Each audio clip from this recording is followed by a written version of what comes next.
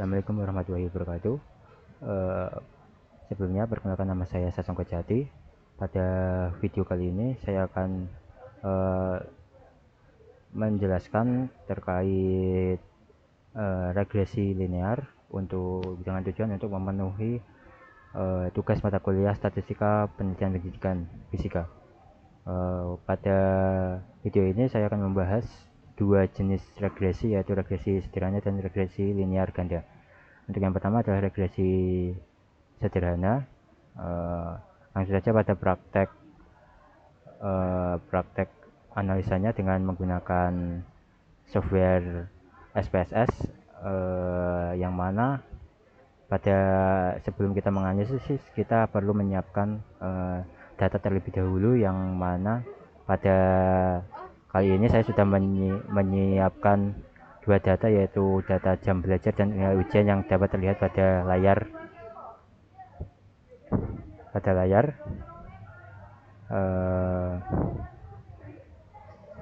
ya, pada layar ini dapat terlihat jam belajar dan nilai ujian, yang mana pada data ini terdiri dari 40 data.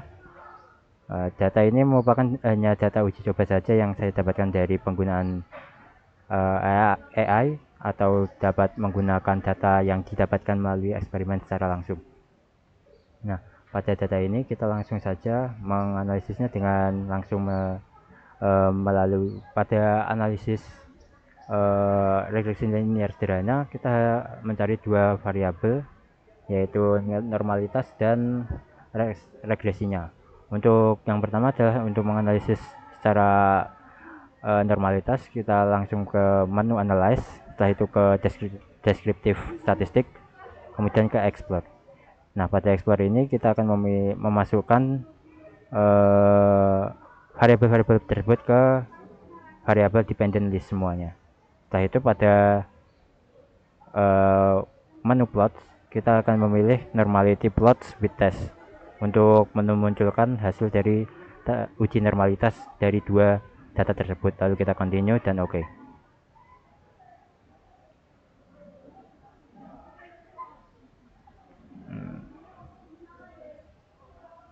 Nah, itu didapatkan hasilnya seperti itu.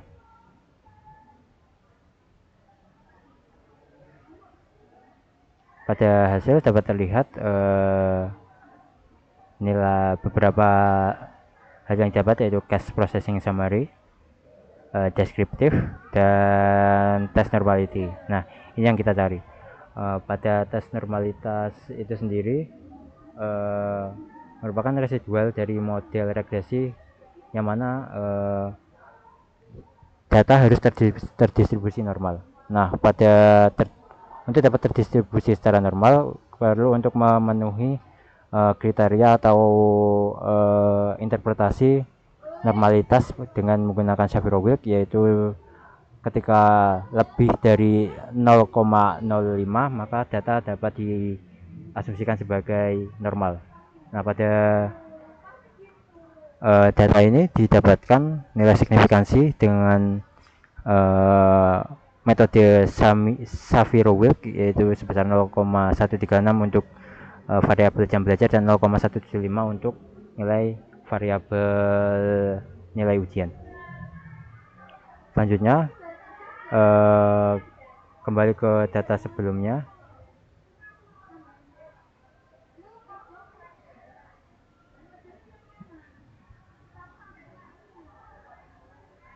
Nah, pada data selanjutnya kita akan mencari regresi dari kedua data ini, yaitu menuju ke data analysis, setelah itu ke regression.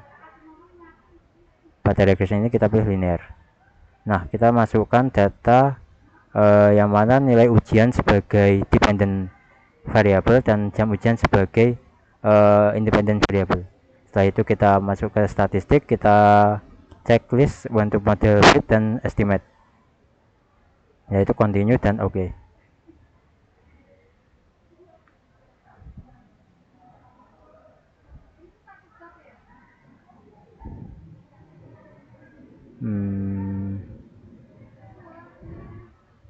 Nah, dari hasil regresi itu akan muncul beberapa hasil, yaitu variabel enter remove, model summary, ANOVA, dan coefficient. Nah, yang kita akan gunakan adalah model summary, ANOVA, dan coefficient ini. Untuk dari kedua data tersebut didapatkan R sebesar 0,997 dan R square itu 0,994. Nah, pada model ANOVA sendiri kita mendapatkan residual regression yang mana memiliki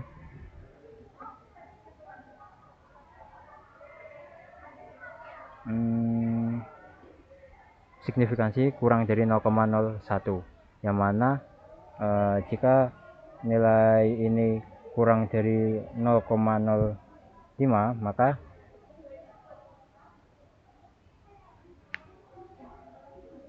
yang menunjukkan bahwa model secara keseluruhan sertifikasi dapat menjelaskan nilai ujian jam belajar sangat mempengaruhi nilai ujian. Setelah itu kita pada hasil koefisien didapatkan signifikansi 0,01. Nah, dengan menggunakan persamaan regresi linear sederhana, yaitu y topi sama dengan a plus bx, yang mana a nya itu merupakan konstanta ini dan b nya merupakan jam belajar ini, maka didapatkan 49,18 ditambah 4,362. Nilai y topi sendiri merupakan subjek dalam variabel dependen yang diprediksi, dan nilai a merupakan harga y ketika x sama dengan 0, yaitu ketika jam belajarnya 0 maka nilai prediksi y topinya merupakan 49,418. Itu merupakan penjelasan terkait regresi linear sederhana. Selanjutnya adalah regresi linear ganda. Nah, pada regresi linear ganda ini kita menggunakan tiga data variabel, yaitu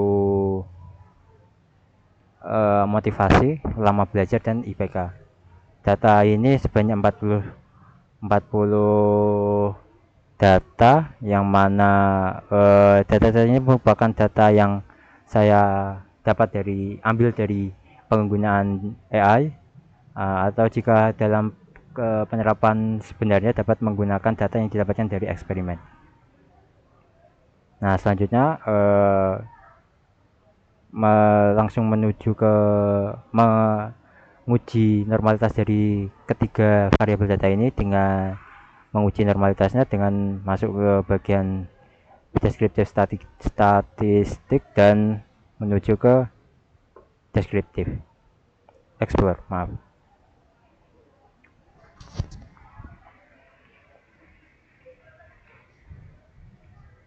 Nah, dari ketiga variabel tersebut kita masukkan ke dependent list. Dengan pada plots kita checklist untuk bagian normality plots with test. Setelah itu kita dapatkan hasil, kita oke, dan kita akan mendapatkan hasilnya.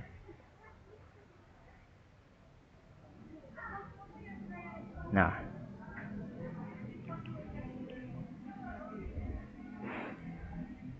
dari hasil normalitasnya seperti pada normalitas pada regresi linear sederhana, didapatkan beberapa bagian, yaitu class processing, summary, descriptive, dan less normality, serta beberapa normality plot,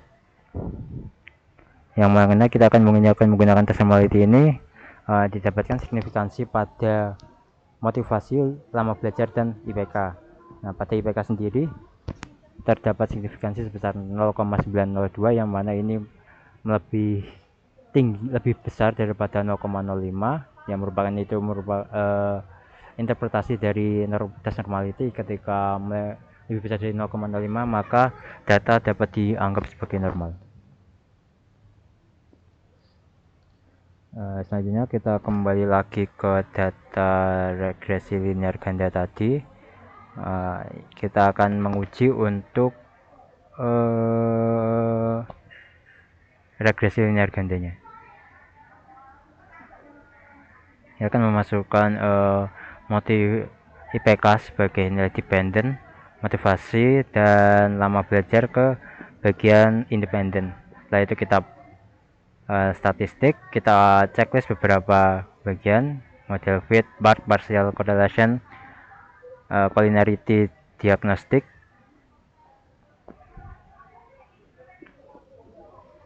Lalu ketik continue dan oke. Nah, kita akan mendapatkan beberapa hasil.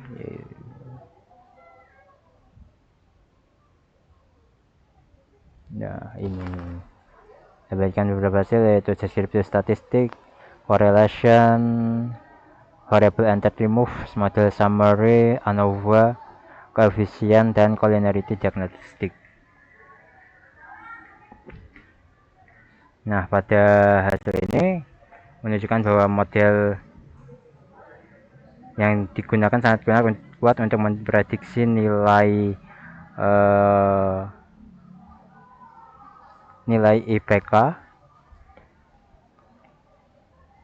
berdasarkan waktu belajar dan motivasi belajar, yang mana nilai R sebesar pada model summary sebesar 0,914 menunjukkan adanya hubungan yang sangat kuat antara variabel dependen dan independen, sementara R square sebesar 0,836 yang jika dalam persentase sebesar 83,6%, variabilitas nilai yang dapat dijelaskan oleh data ini. Kemudian adjusted R square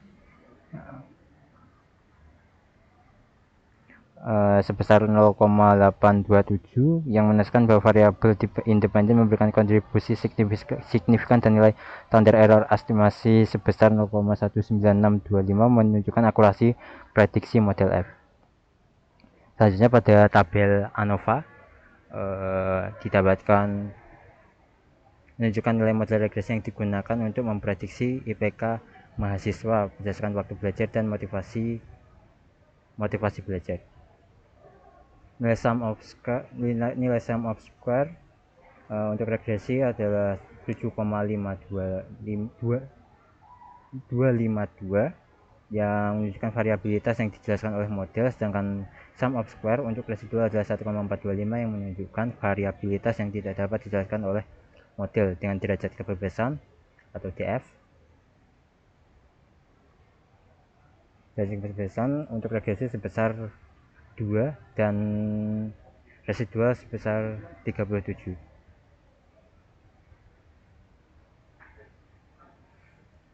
Kemudian pada nilai signifikansi sebesar kurang dari 0,001 mengindikasikan bahwa model secara keseluruhan signifikan pada tingkat signifikasi 0,05, yang mana berarti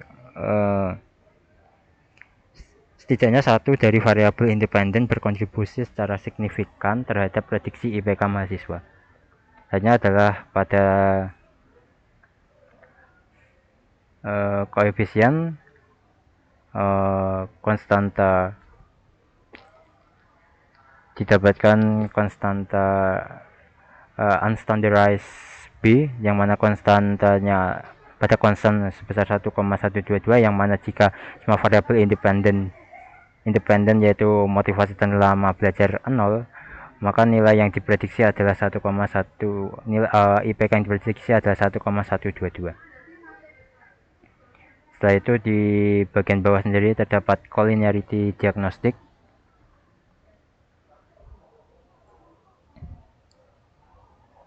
di mana yang satu merupakan dependent variable atau A. Mungkin segitu saja video pemaparan terkait uji coba regresi linear sederhana dan regresi linear ganda. Mohon maaf jika terdapat kekurangan atau kesalahan dalam penyampaian saya. Terima kasih. Wassalamualaikum warahmatullahi wabarakatuh.